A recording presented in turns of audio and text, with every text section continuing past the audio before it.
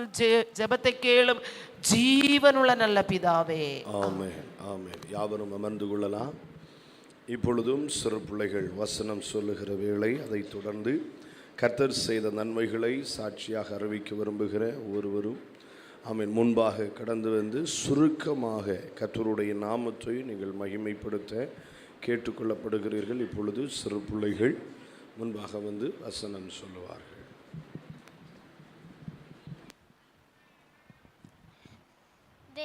தேவன் ஆவியாய் இருக்கிறார். அவரை தொழுது கொள்கிறவர்கள் ஆவியோடும் உண்மையோடும் அவரை தொழுது கொள்ள வேண்டும் என்றார்.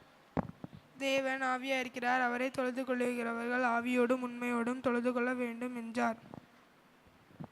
உங்களில் ஒருவன் வியாதிப்பட்டால் அவன் சபையின் மூப்பர்களை வரவழைப்பானாக. அவர்கள் அவனுக்கு எண்ணெய் பூசி அவனுக்காக ஜெபம் பண்ண கடவர்கள். கர்த்தாவே, உம்மிடத்தில் என் ஆத்துமாவை உயர்த்துகிறேன். என் தேவனே, உம்மை நம்பியிருக்கிறேன். என்னை வெட்கப்பட்டு போகாதபடி செய்யும்.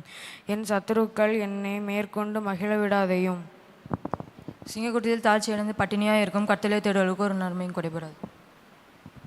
அவர்கள் எல்லாரும் தங்கள் பைபுரணத்தில் இருந்து தேவனுக்கு என்று காணிக்கை போட்டார்கள். இவளோ தன் வறுமையில் இருந்து தன் ஜீவனத்துக்கு உண்டாயிருந்ததெல்லாம் போட்டு விட்டாள் என்றாள். சங்கீதம் 16 2ஆம் வசனம். என் நெஞ்சமனே கர்த்தருக்கு டேவிடின் ஆண்டவராகிய செல்வாக்கு வேண்டியதாய் இராமல்.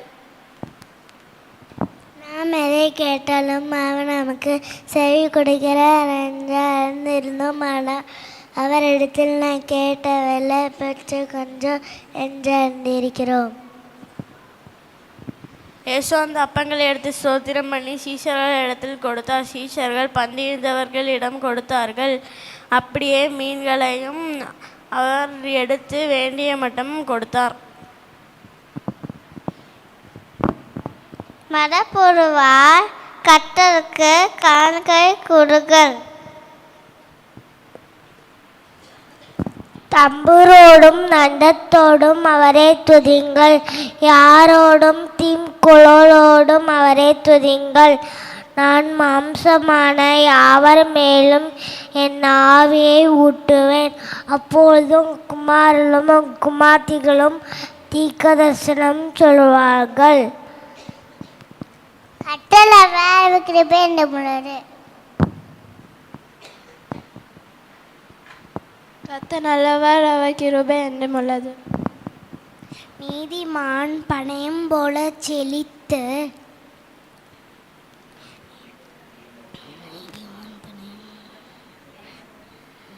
லிபனோடு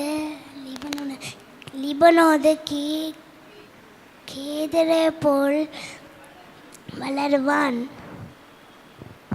பிள்ளைகளை உங்கள் பெற்றாருக்கு கர்த்தருக்குள் கீழ்ப்படிங்கள், இது நியாயம். நம்முடைய மீறுதல்களின் நிமித்தம் அவர் காயப்பட்டு நம்முடைய அக்கிரமங்களின் நிமித்தம் அவர் நொறுக்கப்பட்டார்.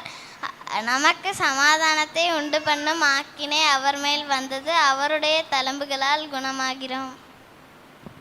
மத்தேயு 4:4. அவர் பிரதியுத்தரமாக, மனுஷன் அப்பத்தினாலும் மாத்திரமல்ல தேவனுடைய ஒவ்வொரு வார்த்தையினாலும் பிழைப்பான் என்று எழுதியிருக்கிறதே என்றார். ஆகையால் அவன் கர்த்தருக்கு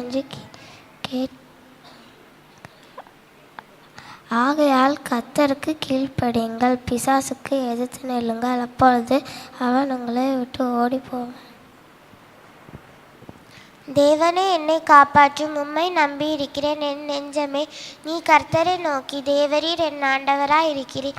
என் செல்வம் உமக்கு வேண்டியதாய் இராமல் பூமியில் உள்ள பரிசுத்தவான்களுக்கும் நான் என் முழு பிரியத்தை வைத்திருக்கிற மகாத்மாக்களுக்கும் அது வேண்டியதாய் இருக்கிறது என்று சொன்னாய். அந்நிய தெய்வங்களை நாடி பின்பற்றுகிறவர்கள் வேதனை பெருகும். அவர்கள் செலுத்துகிற இரத்த பான பலிகளை நான் செலுத்த மாட்டேன்.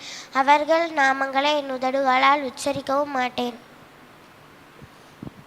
என் மகனே, என் போதகத்தை மறவாதே. உன் இருதயம் என் கட்டளைகளை காக்க கடவது. அவைகள் உனக்கு நீடித்த நாட்களையும் தீர்க்க ஆயுசையும் சமாதானத்தையும் பெருக பண்ணும். சங்கீதம் 86 அதிகாரம் 1 முதல் 3 வரை உள்ள வசனங்கள். கர்த்தாவே, உமது செவியை சாய்த்து என் விண்ணப்பத்தை கேட்டருளும். நான் சிறுமையும் எளிமையுமானவன். என் ஆத்துமாவை காத்தருளும். நான் பக்தி உள்ளவன்.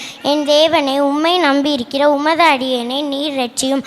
ஆண்டவரே, எனக்கு இரங்கும். நாடோறும் உம்மை நோக்கி கூப்பிடுகிறேன். அப்பொழுது அவர் என்னை காண்பவரை நானும் இவ்விடத்தில் கண்டேன் அல்லவா என்று சொல்லி தன்னோடே பேசின கர்த்தருக்கு நீர் என்னை காண்கின்ற தேவன் என்று பெயரிட்டார். என் மகனே, நீ என் வார்த்தைகளை காத்து என் கட்டளைகளை உன்னிடத்தில் பத்திரப்படுத்து.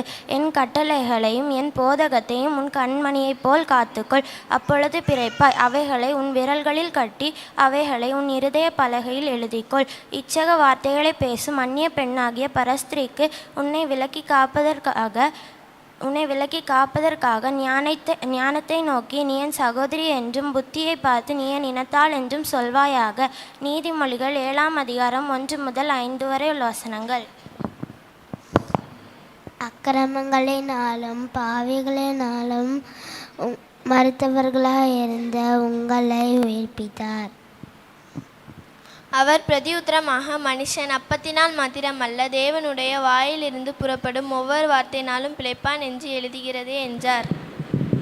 ஹல்லேலூயா. இப்பொழுது சாட்சி சொல்றவங்க யாராவது